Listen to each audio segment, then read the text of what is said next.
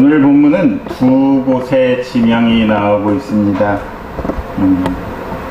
6장 19절에서는 벳세메스라는 지명이 나오지요.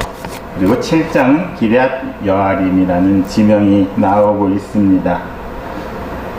이름이 다르듯이 이 두 지역에 사는 사람들이 하나님을 믿고 섬기는 방식이 또한 달랐음을 보여주고 있습니다.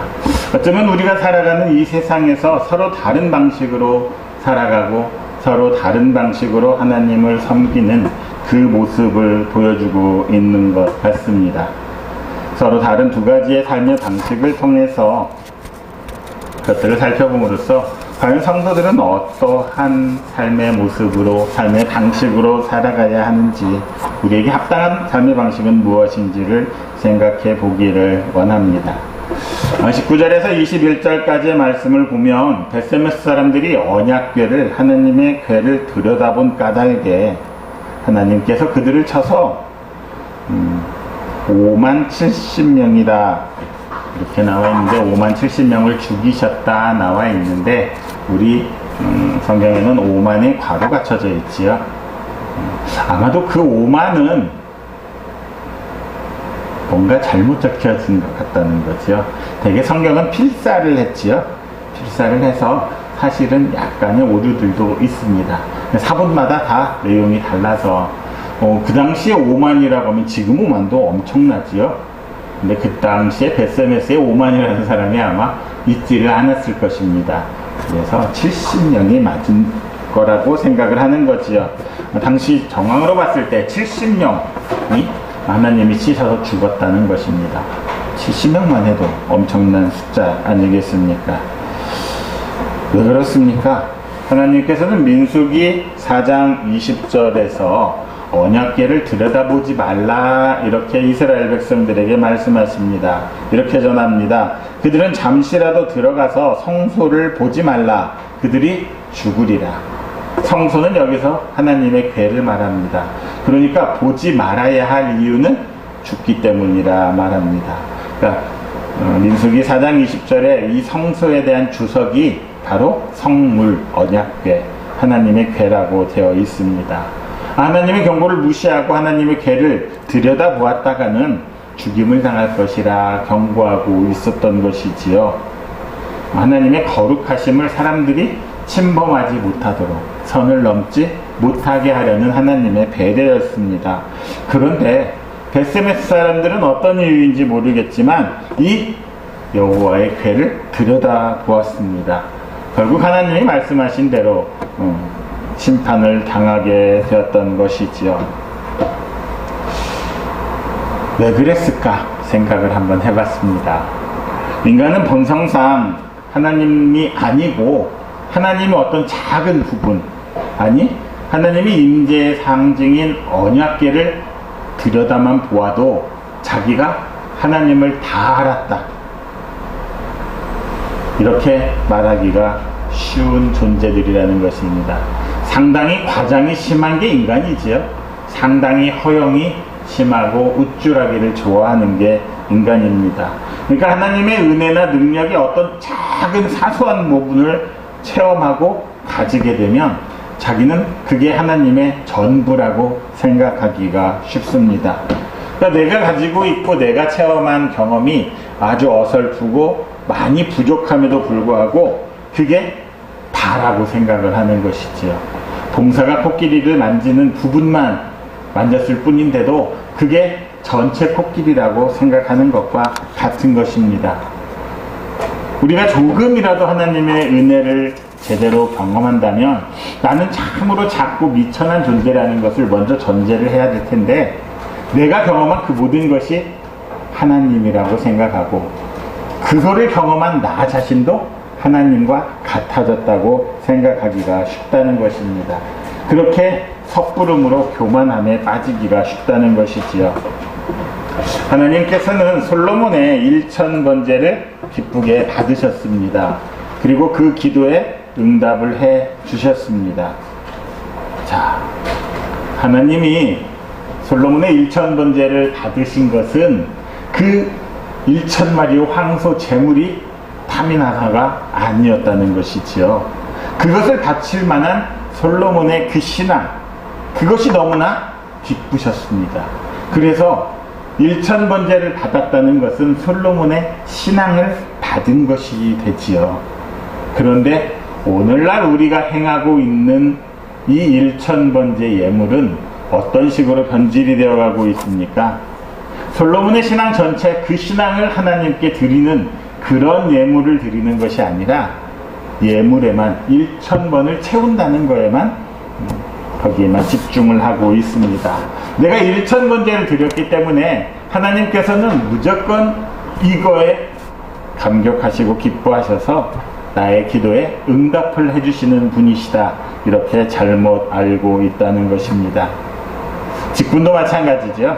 직분을 받기만 하면 하나님께서는 내가 그 직분 받은 것을 기뻐하시고 그 직분을 맡았기 때문에 나에게 복을 주실 것이라, 이렇게 생각을 합니다. 일단 차지하고 나면 그 직분은 이제 아무런 의미가 없습니다. 차지했기 때문에 나는 복을 받기 위한 하나의 수단으로 직분을 생각하고 있었던 것입니다. 그런데 하나님은 직분을 맡기만 했다고 해서 복을 주시는 게 결코 아닙니다. 여러 번 말하지만 그 직분을 잘 감당하는 사람에게 더 큰 복을 주시는 것이지요. 아마도 베세메스 사람들은 하나님의 괴에 대해서 호기심이 있었던 것 같습니다. 그 호기심? 지적인 호기심이라고 표현을 할 수 있겠죠. 그 하나님의 괴를, 그 임재를 상징하는 그 괴를 들여다보면 뭔가 특별한 무엇인가가 있을 거라고 생각을 했던 것 같습니다. 아니, 베세메스 사람들뿐 아니라 모든 사람들이 다 그러지 않겠습니까? 그래서 하나님은 경고를 하셨던 것 같습니다. 하나님은 인간의 지식으로 모든 것을 다 통달할 수 있는 그런 분이 아니라는 것이지요. 인간의 호기심을 충족시킬 수 있는 대상이 아니라는 것입니다. 인간이 이해할 수 있는 그런 존재가 아니라는 것을 미리 말해주고 있습니다. 호기심의 대상이 아니라 하나님은 경배의 대상인 것을 잊어서는 안 됩니다. 우리가 아무리 지식이 뛰어나고 지혜가 많다 할지라도 아무리 알아도 알 수 없는 신비하신 분이 바로 하나님이시라는 것입니다. 이 과학의 시대에 21세기를 살아가는 우리들도 아직도 하나님의 그 섭리를 이해하지 못하고 하나님의 능력을 이해하지 못하는 일들이 훨씬 더 많지 않습니까? 성경에는 하나님을 경배의 대상이 아니라 호기심의 대상으로 삼았던 사람을 소개하고 있습니다. 그 사람은 갈릴리의 분봉왕 헤롯이라고 나와 있습니다. 이 헤롯은 이전부터 예수 그리스도를 무척이나 만나보고 싶어 했던 인물입니다. 그를 예수님을 만나고 싶어 하는 이유는 경배하고 가르침을 따라하고 예수님을 섬기기 위해서가 아니었습니다. 예수라는 인간은 어떤 인간일까? 아주 천박한 호기심을 가지고 만나고 싶어 했던 것이지요. 그래서 예수님을 만났을 때 자기의 호기심에 어린 그런 질문들을 하지만 예수님께서는 거기에 대답하지 않으십니다. 만약에 예수님께서 그 호기심을 채우는 질문에 대답을 하셨다면 헤롯은 나중에 내가 예수라는 그 인물을 만나보았는데 그는 이러이러하더라, 자신이 평가하고 재단했을 것이 분명합니다. 그런데 예수님께서는 그에게 대답해 주지 않음으로 해서 예수님이 헤롯을 만나기는 했지만 예수님과는 아무런 관계도 없는 사람이었음을 말해주고 있습니다. 이 말은 무슨 말입니까? 우리도 그럴 수 있다는 것이지요. 예수님께 많은 호기심 어린 질문들을 하지만 예수님과의 직접적인 관계를 맺을 수는 없는 경우가 많이 있다는 것입니다. 교회에 온다고 해서 다 예수님을 만날 수 있고 예수님과 관계 안으로 들어가는 게 아니라는 것이지요. 세상에서도 그렇지 않습니까? 어떤 자리에 가면 수많은 사람들을 만납니다. 하지만 내가 그 사람을 만났다 이렇게 말할 수 없는 사람들이 많지요. 그냥 같은 자리에 있었을 뿐입니다. 그 사람과의 만남이 있었다고 하고자 하면 특별한 대화도 있고 관계가 발전해 나갔어야만 한다는 것이지요. 수십 년씩 교회를 다니고 예배에 참석을 하지만 예수 그리스도를 만나는 데에는 관심이 없는 사람들이 있습니다. 예수님을 경배하려는 데에는 관심이 없는 사람들이 있습니다. 그 사람들은 예수님을 그냥 호기심의 대상으로 보는 세상 사람들과 조금도 다르지 않다는 것입니다. 나와는 무관한 존재가 되어버린다는 것이지요. 그러니까 교회에 와서도 예수님을 믿고 따르고 섬기고 예수님과 교제하는 것, 그거보다는 다른 데 관심이 있는 사람들이 더 많습니다. 그런 사람들은 예수님과의 관계 안으로 들어올 수가 없다는 것이지요. 하나님의 말씀을 아무리 많이 들었다고, 예배에 아무리 많이 참석을 했다고 해서 그 들은 말씀을 머릿속에만 채워가지고 있어서는 하나님의 관계 안으로 들어갈 수가 없다는 것입니다. 하나님의 말씀을 안다고 말할 수가 없다는 것이지요. 내가 들은 만큼 그 말씀을 내 삶 속에서 실천하면서 말씀과 더불어 살아가야 하나님과의 관계 안으로 들어가는 사람이 된다는 것입니다. 그렇지 않으면 하나님과도 예수 그리스도와도 아무런 관계가 없는 무관한 사람이 되고 만다는 것입니다. 앞에서 블레셋 사람들은 하나님의 괴를 전쟁에서의 전리품으로만 여겼지요. 하나님을 인정하지 않고 경멸하고 멸시했다는 것입니다. 그러다 보니 블레셋 사람들의 이런 행동은 블레셋의 재앙을 가져왔습니다. 그러니까 하나님의 구경거리로만 생각을 했다는 것이죠. 그 괴가 벳세메스로 넘어왔는데 벳세메스 사람들은 하나님의 백성임에도 불구하고 블레셋 사람들과 별로 다른 바가 없었던 것 같습니다. 그들도 역시 하나님의 괴를 구경거리로 살펴보았습니다. 궁금했겠지요. 그리고 하나님의 언약궤를 들여다보았는데, 물론 민수기 시대가 오래되어서 하나님의 궤를 들여다보지 말라고 한 그 내용을 몰랐다 말할 수도 있습니다. 요즘 우리가 많이 되는 핑계 중에 하나가 무엇이지요? 몰랐습니다. 나는 몰랐습니다. 특히 재판정에 가면 참 많이 듣는 말 중에 하나가 몰랐다는 겁니다. 그런데 몰랐다는 것이 정말 용서의 대상이 될 수 있겠습니까? 내가 몰랐다고 해서 모든 것이 다 용서받을 수는 없는 것이지요. 하나님의 백성으로 살아가면서 필요할 때는 하나님의 백성이라고 자랑하면서 하나님의 말씀을 몰랐다 이렇게 핑계를 대는 것, 그건 이방인들과 다르지 않다는 것입니다.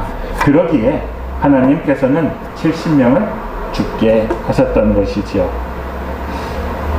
하나님의 괴가 우리 안에 있다는 것, 우리 공동체 안에 있다는 것, 하나님의 임재가 우리 안에 있다는 그런 상징 아니겠습니까? 참 자랑스럽고 영광스러운 일일 것입니다. 그런데 벳세메스 사람들은 그 영광을, 그 복을 유지할 수가 없었습니다. 그래서 그들은 자기에게 굴러온 복을 차버리고 재앙만 남긴 채 그 영광을 기럇 여아림이라는 곳으로 보내버리는 그런 것을 볼 수가 있습니다. 20절과 21절을 보면 상당히 좋은 표현으로 설명이 되고 있지만 정작 내용은 무엇입니까? 이 언약궤 기럇 여아림 너희들이 와서 가져가라, 이런 얘기 아니겠습니까? 우리는 이거 싫으니까 떠맡겨버리고 있습니다. 되게 싫은 것을 누구에게 넘길 때 직접적으로 잘 얘기하지 않죠. 진실된 내용을 담지 않습니다. 포장해서 이것은 좋은 것이지만 우리가 너희를 사랑하는 마음에 너희에게 준다는 식으로 그렇게 얘기를 하고 있습니다.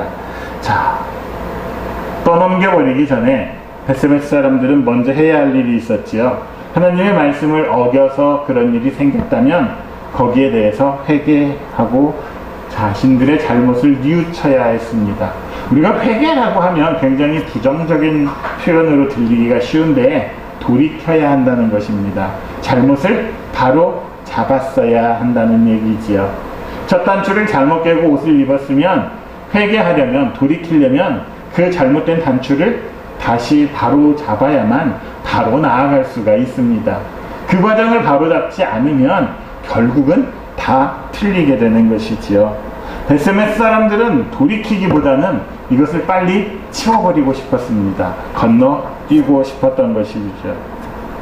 우리가 잘못한 것이 아니라 그 언약궤가 잘못되었다, 이렇게 핑계대고 싶었던 것입니다.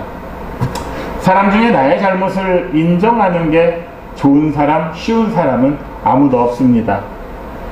너 잘못했다는 말을 듣고 싶어 하는 사람도 물론 없습니다. 그래서 사람의 잘못은 어떻게든지 인정하지 않고 변명하려고 합니다. 상대방에게 그 책임을 다 전가시키고 나는 무관하다고 얘기하고 싶어 합니다. 그러니까 우리가 잘못을 인정하는 것보다는 회피하려는 것이 어쩌면 우리 인간의 본성에 더 맞는 것 같습니다. 그게 우리 안에 내재된 악의 결과겠지요. 하지만 우리 성도들은 그런 사람들과는 조금은 달라야 하지 않겠습니까? 이제 예수 그리스도로 말미암아 우리의 죄가 사함을 받고 의의 길로, 진리의 길로 들어섰다면 이제는 핑계대고 회피하기보다는 돌이킬 줄 아는 사람들이 되어야 합니다. 그러니까 인정하지 않고 사과하지 않는 것, 그것은 우리에게 닥친 문제를 결코 해결할 수 없음을 알아야 합니다. 요즘 들어 정말 잘못했는데도 인정하지도 않고 사과하지도 않는 사람들이 부쩍 늘어나고 있습니다. 하지만 그것은 관계를 악화시킬 뿐입니다. 적대적인 관계만을 더욱더 확대 생산해낼 뿐이라는 것이지요. 성도는 그런 모습을 본받아서는 안 됩니다. 당장의 어려움만을 피하려고 하거나 어떻게 해도 나 자신의 잘못을 인정하지 않고 할 수만 있다면 다른 사람에게 떠넘기려고 하는 그런 나쁜 본성, 그것은 원래 하나님이 창조하신 하나님의 형상에는 없던 내용들이었습니다. 사탄의 꾀임에 빠져서 우리에게 악이 들어오고 난 후에, 죄가 들어오고 난 후에 그런 것들이 생겨난 것이지요. 성도라는 이를 물리쳐야 합니다. 그렇지 않다면 그토록 우리가 받고 싶어하는 하나님의 복 받지도 못할 뿐 아니라 하나님 나라 밖에서 이를 갈며 슬퍼할 수밖에 없는 것이지요. 징계와 회개 참 쓰리고 좋지 않고 힘들지 않을 수가 없습니다. 하지만 결국 그 힘듦이 하나님의 은혜를 회복하고 더 큰 복을 받을 수 있게 하심을 우리가 알아야 할 것입니다. 회개를 회피하는 것, 인정하기를 회피하는 것, 사과하기를 회피하는 것, 그거보다는 진정한 회개를 통해서 돌이켜서 하나님의 은혜와 복을 받는 여러분들이 되시기를 바랍니다. 자, 이제 기란 여아림 사람들의 삶의 방식을 살펴보겠습니다. 7장 1절과 2절을 보면 그들이 어떻게 하나님의 괴를 대했는지 그 태도를 말해주고 있습니다. 자기들에게로 베스메스 사람들이 하도 가져가라고 하니까 가져왔습니다. 그러고는 자기들과 함께 그 안에서 아무렇게나 논 것이 아니라 그것을 기브아 산에다가 가지고 가서 특별한 것을 선택해서 거룩하게 하고 하나님의 궤를 엘리아살이라는 사람을 선택해서 지키게 하였다 말하고 있습니다. 베스메스 사람들과는 상당히 다른 모습을 보여주고 있습니다. 무엇보다도 하나님과 사람과의 사이에 함부로 넘을 수 없는 차이가 있음을 인정을 했다는 것이지요. 그게 바로 거룩이라는 것입니다. 하나님의 궤를 거룩하게 보존했다. 그게 말로만 거룩한 것이 아니라 하나님과 사람의 차이를 인정하고 따로 떼어서 구분하였다. 하나님과 인간이 같은 것이 아니고 다르다는 것을 인정하면서 우리는 피조물이고 하나님은 창조주이시라는 것을 인정하는 자세로 나아갔다라는 것입니다. 하나님과 우리 사이에는 갭이 있지요. 그게 너무나 커서 간극이라 표현을 합니다. 우리는 쉽게 하나님 특별히 다르지 않다고 생각할 수도 있겠지만 하나님과 우리 사이에는 차이가 있음을 인정하는 것이 바로 신앙의 첫걸음입니다. 그래서 하나님은 그 차이를 인정하지 않으면 죽을 것이다. 그래서 하나님과 함부로 함께 하려고 하지 말라는 것을 옛부터 말해주고 있습니다. 야곱은 창세기 32장에서 하나님과 대면을 하지요. 밤새 싸우고 대면을 했습니다. 그런데 그가 정신을 차리고 보니까 자기가 하나님을 대면하고도 살아남았음을 발견을 한 것이지요. 죽을 수밖에 없는 인간이었는데 하나님을 대면하고 살았기에 너무나 감격해서 그 지명, 그곳의 이름을 브니엘이라 이렇게 명명을 합니다. 창세기 32장 30절 말씀입니다. 같이 한번 읽겠습니다. 그러므로 야곱이 그곳 이름을 브니엘이라 하였으니 그가 이르기를 내가 하나님과 대면하여 보았으나 내 생명이 보전되었다 함이더라. 모세도 하나님의 말씀을 받지요. 하나님의 얼굴을 보고는 살 자가 없다. 이런 말씀을 받았습니다. 자, 선조들이 대대로 하나님으로부터 그 차이를 인정하라는 가르침을 받았음에도 불구하고 베세메스 사람들은 하나님의 임재인 것을 알면서도 구분하지 않았습니다. 거룩함을 자꾸 침범하려고 했지요. 그래서 기럇 사람들은 하나님을 거룩하게 구별하였습니다. 그리고 하나님의 영역을 결코 침범하지 않았던 것이지요. 20년 동안 하나님의 궤가 아비나답의 집에 있었다. 이 말은 무슨 말이겠습니까? 20년 동안 하나님의 그 언약궤를 거룩하게 구별해 놓으면서 그 안에서 하나님과 긴밀한 교제를 나누었다. 이렇게 말하고 있습니다. 긴밀한 교제를 나눈다고 해서 하나님의 영역을 침범하지 않고 하나님을 거룩하게 구별하였다는 게 중요합니다. 우리가 이 세상을 살아가면 참 많은 사람들과 관계를 맺고 살아갑니다. 그런데 이 사람들과 복잡한 문제를 일으키지 않고 잘 살아가기 위해서는 내 위치와 처지를 잘 깨닫고 내 영역을 넘어서지 않는 게 참 중요합니다. 사람에게는 안정거리라는 게 있지요. 사람과 사람 사이에는 친밀함의 정도에 따라서 그 거리가 달라집니다. 완전히 친밀한 사람들에게는 그 안정적인 거리가 필요가 없겠대요. 하지만 처음 만나본 사람들이라든가 서먹한 관계에 있는 사람들은 좀 더 안정적인 거리가 많이 필요합니다. 그러니까 서로가 서로에게 자신의 영역을 넘어서지 않는 게 중요하다는 것이지요. 그런데 내가 다른 사람의 영역 안으로 무작정 들어가 버린다면 상대방은 굉장히 관계에서 힘듦을 느끼게 될 것입니다. 그래서 요즘 많이 쓰지 않습니까? 선 넘지 마라.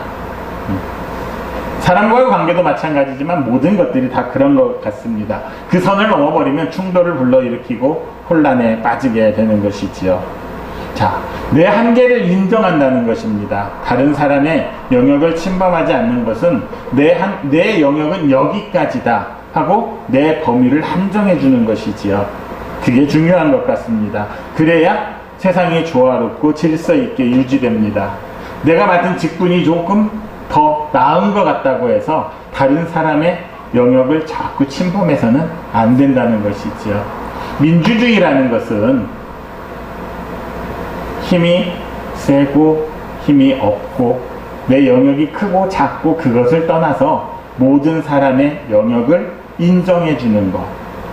내가 힘이 세다고 해서 강압적으로 그 사람의 영역을 침범하는 것이 아니라 아무리 힘이 세도 서로 간의 영역을 인정해 주는 것이 민주주의라 말할 수 있을 것입니다. 하나님과 우리 사이에도 마찬가지입니다. 내가 자꾸 하나님의 영역을 침범하게 되면 우리는 불경스러운 일들이 생겨나는 것이지요. 하나님께서는 우리를 사랑하시기 때문에 예수 그리스도를 통해서 우리가 하나님과 화평과 교제를 이루는 것을 허락하셨습니다. 하나님 따로 인간 따로이면 그 서로 간극 때문에 우리가 하나님께로 갈 수가 없지요. 그래서 그것을 연결해 주신 것이 예수 그리스도라는 것입니다. 그러니까 하나님이 우리를 사랑하시지만 하나님의 모습으로 그냥 올 수가 없어서 인간의 모습으로 예수 그리스도가 오셨다는 것입니다. 그럼에도 불구하고 우리는 항상 피조물로서 창조주신 하나님에 대한 믿음과 헌신을 지키고 있어야 한다는 것입니다. 그래서 하나님 앞에 신중해야 하고 하나님 앞에서 근신해야 하는 이유가 거기 있다는 것이지요. 우리가 무심하게 내뱉는 말 한마디 한마디가 생각 없이 하는 행동 하나하나가 하나님의 영역을 침범하는 불경스러운 표현이 될 수 있다는 것입니다. 어떤 이상한 목사가 하나님 너 까불면 죽어 이런 표현을 한다는데 그 표현 자체가 자신이 하나님이라는 착각에 빠져 있다는 것 아니겠습니까? 하나님과 인간 사이의 관계를 이해하지 못하는 아주 어리석은 행동이라고 말할 수가 있습니다. 그러니까 내가 실수하는 것이 곧 하나님의 영광을 가리는 일이 될 수도 있음을 알아야 하는 것이지요.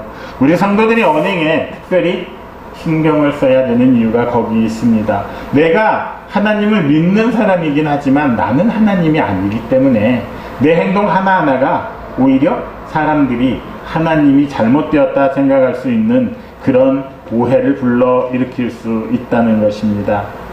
성도로서 선을 지키는 것이 필요하다는 것이지요. 믿음의 선, 섬김의 선들이 꼭 필요하다는 것을 기억하는 여러분들이 되시기를 바랍니다. 2절 하반절을 보면 이스라엘 온 족속이 여호와를 사모하니라 이런 말이 있습니다. 사모하다란 이 말이 슬프게 울부짖다라는 것입니다. 인생의 고달픔으로 인해서 그 슬픔으로 인해서 하나님을 부르짖었다는 얘기지요. 그것을 사모하였다라고 표현을 한 것입니다. 자신을 괴롭히는 블레셋 위험으로부터 이 세상의 고난으로부터 자신들을 구해달라고 하나님께 간절히 바랬다 이런 표현이지요. 그들은 과거에 자신들을 괴롭혔던 애굽, 블레셋, 이방 민족들을 하나님께 구함으로써 그들이 하나님께 은혜를 받고 하나님이 그들을 지켜주셨던 것을 기억했던 것이지요. 그렇게 해서 자신들을 구원해 달라고 하나님을 부르짖었습니다. 우리 찬송에서도 그랬지만 하나님 앞에 아뢰는 것이 참 중요한 것 같습니다. 나는 아닌 것처럼 아무리 위장을 한다 해도 하나님 앞에서는 보다 더 겸허하고 진실하게 내어놓고 하나님의 도우심을 구하는 그것이 우리 성도들이 은총을 얻을 수 있는 가장 큰 방법임을 잊지 마시기를 바랍니다. 하나님의 괴를 받았던 기랏 여아림 사람들은 하나님과 자신들의 다른 점, 차이점, 간극을 분명하게 인정을 하고 그것을 존중하였습니다. 그렇다면 인정하는 것만으로 끝날 게 아니라 하나님 앞에서 보다 더 겸손하게 행하였고 또한 부족하고 연약한 것들을 하나님 앞에 아뢰므로써 그들은 하나님과 평온한 관계, 평강의 관계를 지녔음을 우리가 볼 수 있습니다. 지혜로운 사람들은 자신의 잘못을 지적해주는 사람들, 그 사람들을 질투하고 싫어하기보다는 그 가르침을 받아들인다 말합니다. 자신보다 못한 사람들을 볼 때에도 그 사람들을 무시하는 것이 아니라 보다 더 겸손하게 그들을 반면교사로 삼아서 어리석은 일을 하지 않도록 가르침을 받는다고 합니다. 베스메스 사람들의 그 행동에서도 우리가 반면교사로 삼아야 할 일들이 있고 기랏 여아림 사람들의 삶의 방식에서 우리는 본받아야 할 점들을 또한 볼 수 있습니다. 결국 우리는 많은 것을 알고 있지만 그것들이 우리 삶에서 제대로 적용되지 못함으로 인해서 하나님의 복을 받지 못하는 경우도 많이 있는 것 같습니다. 정말 지혜로운 사람들은 아는 것과 행하는 것이 하나가 되는 사람 아니겠습니까? 하나님의 말씀을 듣고 깨달았다면 그 깨달은 대로 우리의 삶의 씨를 뿌려서 그 씨가 자라고 싹이 트고 열매를 맺는 귀한 역사가 있기를 바랍니다. 그렇게 하나님께 영광을 돌리고 하나님께 은혜를 받는 여러분 모두가 되시기를 그리스도이신 예수님의 이름으로 축원합니다.